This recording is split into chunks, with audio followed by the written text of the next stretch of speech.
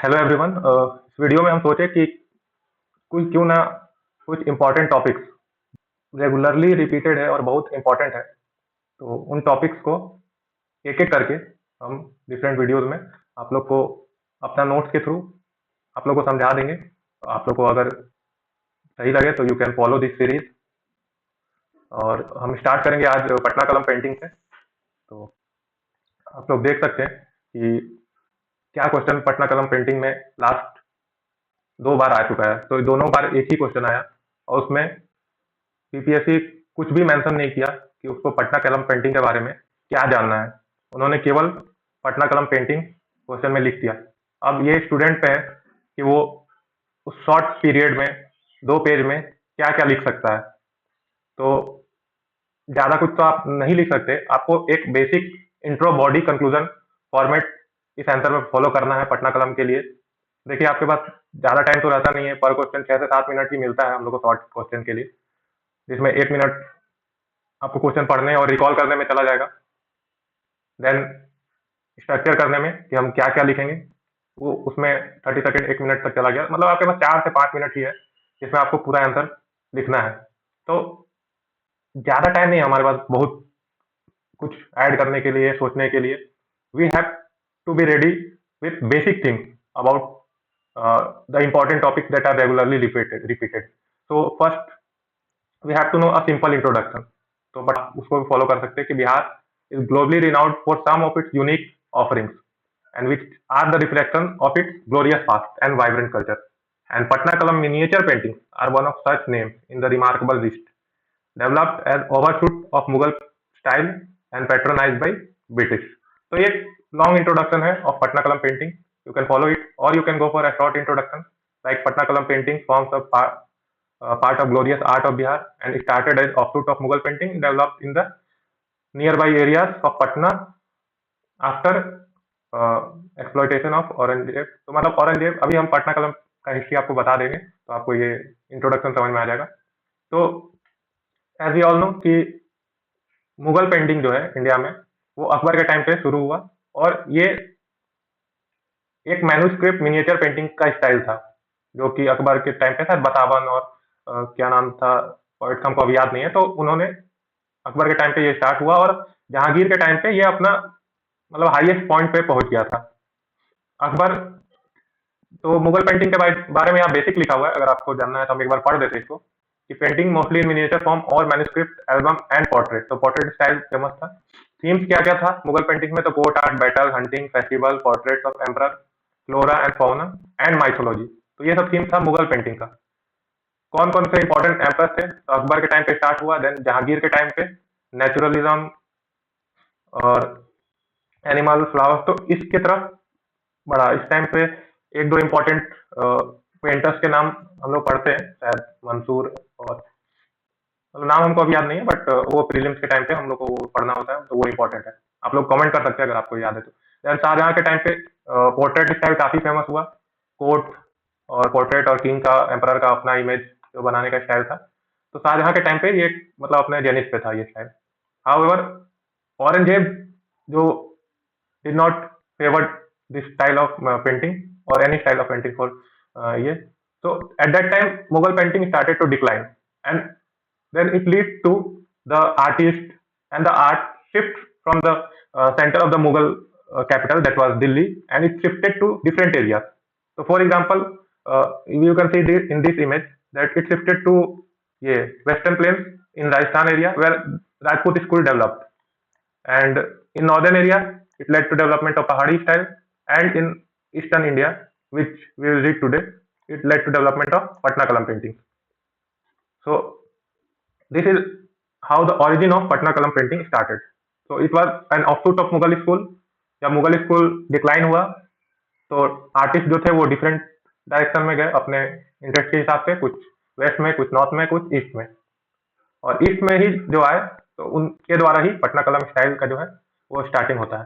तो ये सारा सब कब हुआ? तो वी नो दैट औरंगजेब का period is late 17th century और स्टार्ट ऑफ 18th सेंचुरी. तो उसी टाइम पे ये सारा चीज हुआ. तो अब देखते हैं हम लोग ओरिजिन. तो सबसे पहले मुगल दरबार से in the east it shifted to ये बंगाल साइड. बंगाल का तब राजा कौन था?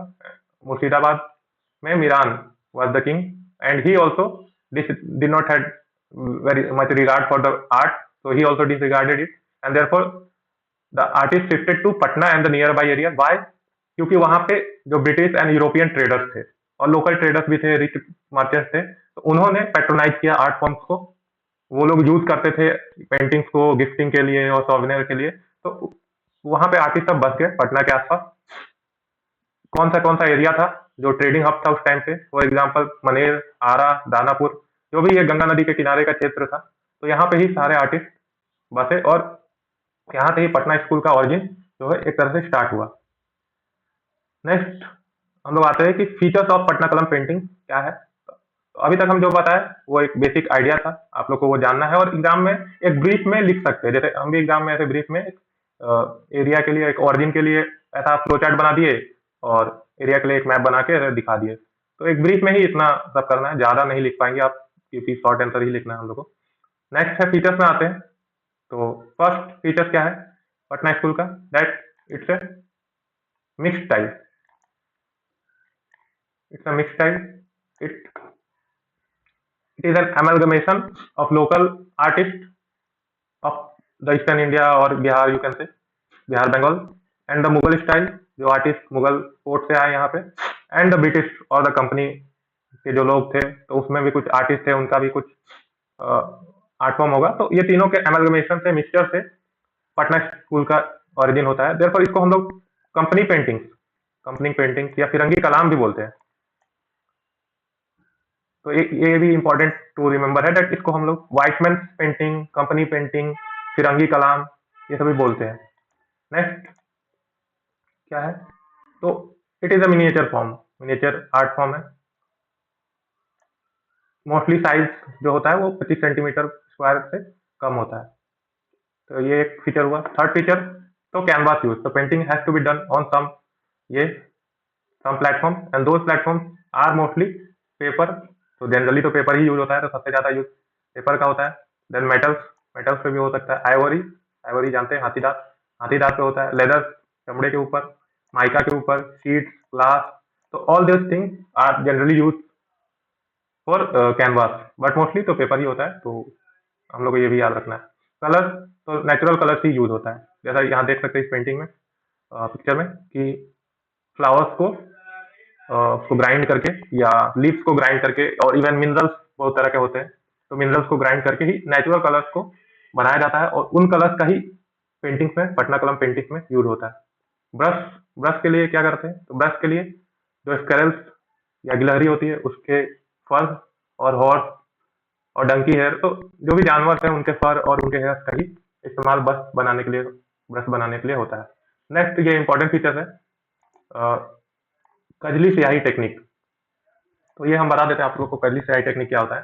तो जनरली जो आर्ट लोग बनाते हैं, कोई भी आर्टिस्ट आर्ट बनाता है, तो वो एक ओवरलाइन बनाता है। जैसे हम लोग भी जब बच्चा में पेंटिंग बनाते थे, पेंटिंग क्या बनाते थे? वो हट बनाते थे। सब कोई बनाता है, हट बनाता है, उसके बगल में नदी बनाता है, पहाड़ बनाता है। तो क्या करते हैं हम लोग? एक बेसिक आउटलाइन बनाते हैं पहले पेंसिल से, और उसके बाद फिर उसमें कलरिंग करते हैं। बट पटना स्टाइल का एक खासियत यह है कि यहाँ डायरेक्ट ब्रश और पेंट से डायरेक्ट पेंटिंग बनाया जाता है, बट कोई भी पेंसिल का यूज आउटलाइन बनाने के लिए नहीं होता है। तो डायरेक्ट ब्रश का यूज होता है, और डायरेक्ट ब्रश से, पेंट से पेंटिंग बनाया जाता है। नेक्स्ट फीचर क्या है? दैट इज सिंप्लिसिटी, और you can say absence of any foreground और बैकग्राउंड। तो कोई बैकग्राउंड नहीं होता है, कोई फोरग्राउंड नहीं होता है, जो एक इंपॉर्टेंट फीचर होता था मुगल आर्ट का। ठीक है, कि एक बैकग्राउंड बनाए गए कलरफुल, उसमें फ्लावर्स और ये और गोल्ड, तो ये सारा बैकग्राउंड बनाया जाता था। बट मुगल स्टाइल में, और पटना कलम में ऐसा कुछ नहीं है।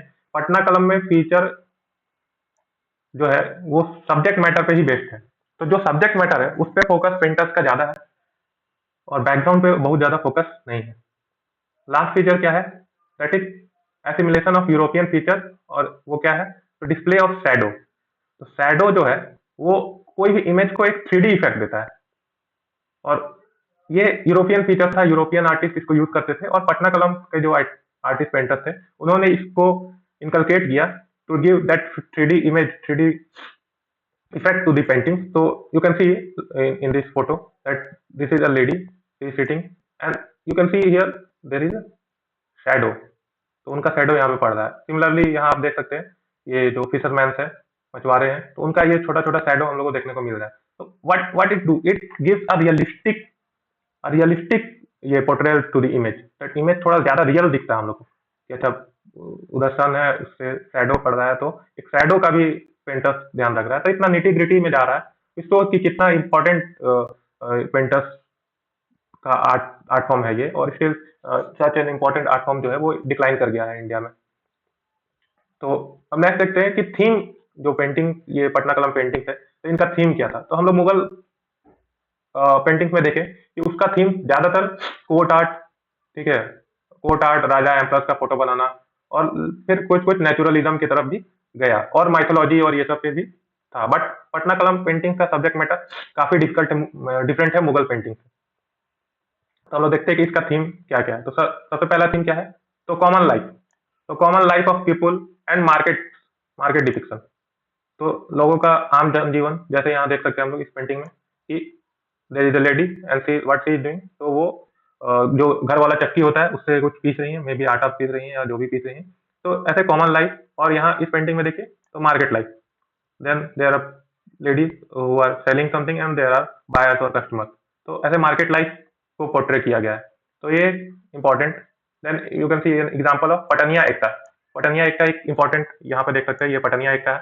तो पटनिया एक्का क्या है, तो ये एक हॉर्स कार्ट है जिसको एक घोड़ा द्वारा खींचा जाता था। तो ये पटनिया एक्का का पोर्ट्रेल है, काफी फेमस। नेक्स्ट थीम क्या है, तो डिस्प्ले ऑफ फेस्टिविटीज। तो बिहार में तो जानते ही हैं सबसे इम्पोर्टेंट फेस्ट हम लोग का क्या होता है फेस्टिवल, तो छठ पूजा होता है। तो यहाँ देख सकते हैं छठ पूजा का एक सीन है, यहाँ बहुत सारे लोग सूरज भगवान का पूजा कर रहे हैं। तो इसको पेंटिंग में दिखाया गया है, गंगा नदी के किनारे, पटना नदी के किनारे, पटना शहर के किनारे, गंगा नदी के भी किनारे। नेक्स्ट इंपॉर्टेंट थीम क्या होता है, तो occupation, specially caste based occupation. तो और इसी को फिरका कहा जाता है। तो ये टर्म भी याद रखना है अपने को, फिरका टर्म। तो कैसा, तो कॉबलर्स का, धोबी का, बाबर का। तो ये देख सकते हैं हम लोग यहाँ ये शायद क्या कर रहे हैं, तो ये तो शायद वो है आयरन स्मिथ, ये शायद कुछ आयरन स्मिथ का काम कर रहा है। तो उसी तरह डिफरेंट फिरका, डिफरेंट क्राफ्टमैन को यूज दिखाया गया है पटना कलम पेंटिंग में। यहाँ हम लोग देख सकते हैं ये लोग मछुआरा लोग मछली पकड़ रहा है। तो ये एक इम्पोर्टेंट थीम है। Next important theme is Sabi. Sabi क्या है, तो नेचुरल जो लैंडस्केप है, नेचुरल लैंडस्केप को दिखाता है आर्टिस्ट, विच इंक्लूड गंगा घाट। तो यहाँ हम लोग ऊपर में भी देख रहे हैं कि यहाँ पे गंगा घाट है, फिर यहाँ पे एक गंगा घाट है। और नेचुरल जो पंछी है, पेड़ है, वो सब भी आर्टिस्ट लोग बनाता है। तो इसको साबी बोलते हैं, नेचुरल लैंडस्केप का इमिटेशन। एंड लास्ट थिंग, मतलब और भी थिंग होगा बट इतना हम लोग को याद रखना है कि आर्किटेक्चर। तो यहाँ देख सकते हैं हम लोग गोलघर, गोलघर का पेंटिंग है। सिमिलरली विक्टोरिया मेमोरियल का पेंटिंग बनाते थे, और भी बहुत सारा आर्किटेक्चर जो होते थे तो वो बना दिया जाता था। अभी तक हम लोग क्या क्या देख लिए, इंट्रोडक्शन देख लिए, ओरिजिन देख लिए, then features and themes, and last topic फिर हम लोग देखते हैं कि जो पटना कलम आर्टिस्ट जो थे वो बहुत ज्यादा लैविश डेकोरेशन पे नहीं फोकस करते थे, बल्कि अपना पिक्चर्स को जो थे वो काफी रियल बनाने का, रियल एलिमेंट्स यूज करने का कोशिश करते थे, rather देन लग्जरी और डेकोरेशन। जैसा मुगल स्टाइल एक जो था, मुगल स्टाइल में थोड़ा लग्जरी डेकोरेशन, थोड़ा कलरफुल वाइब्रेंट कलर्स का यूज ज्यादा होता था। बट पटना स्टाइल जो है वो less vibrant colour and more focus on realism, realistic painting. तो ये तो हम एक गंदा सा ड्राइंग बनाने की कोशिश किए थे, बाकी आप लोग चाहे तो बेटर ड्राइंग बना सकते हैं। यहाँ देख सकते हैं हम लोग तो कैसे बड़ा मुस्टैच और डार्क आईब्रोज, ठीक है, बड़ा बड़ा आंखें, सिलेंडर नेक, तो ये सब बनाने का कोशिश वो लोग करते थे। इधर भी देख सकते हैं, इधर तो कोई पेंटिंग उतना अच्छा से नहीं आया है। इस पेंटिंग में भी देख सकते हैं कि मुस्टैच, आईब्रोज, ठीक है, लॉन्ग नेक, तो ये सब पे ज्यादा फोकस रहता था। तो pointed nose, eyebrows, heavy eyebrows, pointed nose, तो विजुअल जो पर्सपेक्टिव था, सिलेंडर फेस, मुस्टैच, तो इस पे फोकस ज्यादा रहता था। तो you can use write this things also in your answer. तो कुछ एग्जांपल देखते हैं जो ज्यादा फेमस है, you can quote them. Muslim marriage ceremony, तो इसका एक पेंटिंग शिव दयाल लाल ने बनाया था, तो you can remember it for example. Then Rani Gandhari painting was build made by Mahadev Lal. And last Victoria palace का कोलकाता में है। तो ये कुछ इंपॉर्टेंट पेंटर्स है उनका नाम अगर याद रह सके, एटलीस्ट एक दो नाम तो आप लोग को याद रहना ही चाहिए। तो इसमें Sevak Ram, Nishan Mehndi, Ishwari Prasad Verma, then women painters में सोना बीबी, दक्षो बीबी। तो these name you must try to remember. ठीक है, अगेन ब्यूटीफुल पेंटिंग। ठीक है, नेक्स्ट आते हैं हम लोग कि क्यों डिक्लाइन हो गया। जब इतना अच्छा आर्ट फॉर्म था, उसको पैट्रोनेज था, तो why this art form decline. तो इसका दो तीन रीजन था, दो तीन कारण था जो यहाँ पे लिखा हुआ है। पहला तो कॉलोनियल गवर्नमेंट के द्वारा पैट्रोनेज जो मिलता था वो कम हो गया। मोस्टली यूरोपियन आर्टिस्ट थे, यूरोपियन ट्रेडर्स जो थे वही लोग इसको सपोर्ट करते थे। और धीरे धीरे जब आंदोलन होने लगा और इंडिपेंडेंस का टाइम आया, तो उस टाइम पे फिर पैट्रोनेज कम हो गया और डिक्लाइन कर गया। नेक्स्ट, कस्टमर के द्वारा डिमांड भी कम हो गया, तो वो भी एक कारण था। और कस्टमर का डिमांड कम होने का कारण क्या है कि फोटोग्राफी जो एक बेटर, फास्ट पेस्ड और साइंटिफिक टेक्नोलॉजी का डेवलपमेंट हो गया, तो it led to decline of ये पटना कलम आर्ट। तो रिसेंट टाइम में गवर्नमेंट क्या क्या एफर्ट्स कर रहे हैं to revive this important heritage of Bihar. तो इसके लिए कुछ इंडिविजुअल्स काम कर रहे हैं, जैसे डॉक्टर अब्दुल हैरी ने एक पटना कलम पे किताब लिखा। गवर्नमेंट ऑफ बिहार ने 2010 में एक कैलेंडर निकाला, उसमें पटना कलम पेंटिंग था। देन मनोज कुमार बच्चन, इन्होंने एक डॉक्यूमेंट्री बनाया पटना कलम पे। ठीक है, बहुत सारा म्यूजियम्स में ब्रिटेन के, कोलकाता के, ठीक है, तो पटना कलम आर्ट जो है वो रखा हुआ है। तो इतना ही था पटना कलम पेंटिंग, ज़्यादा बड़ा नहीं है। आप लोग इजीली इसका नोट्स बना लीजिए, अगर आप लोग को चाहिए तो हम ये नोट्स आपको दे भी देंगे, उसका कोई इशू नहीं है। और बस इसको इतना ही रखना है और याद कर लेना है हम लोग को, क्योंकि एग्जाम में हम लोग को ज़्यादा टाइम नहीं मिलेगा। देखिए, ऐसा ही क्वेश्चन आएगा और उसको बस 5-10 मिनट, मतलब 5 मिनट में लिख के उसको जल्दी से खत्म करना है और एक डिसेंट एवरेज मार्क्स आएगा। और इसमें तो आप लोग ज़्यादा मार्क्स लाने का भी कोशिश कर सकते हैं, क्योंकि ये रिपीटेड थीम है, बार बार इससे क्वेश्चन आ रहा है, रिपीटेड थीम है, तो ट्राई करना है कि इसमें ज़्यादा से ज़्यादा हम लोग मार्क्स ले पाए। तो इतना ही था पटना कलम पे। बाकी नेक्स्ट टॉपिक के साथ दूसरा वीडियो लाएंगे। तब तक थैंक यू।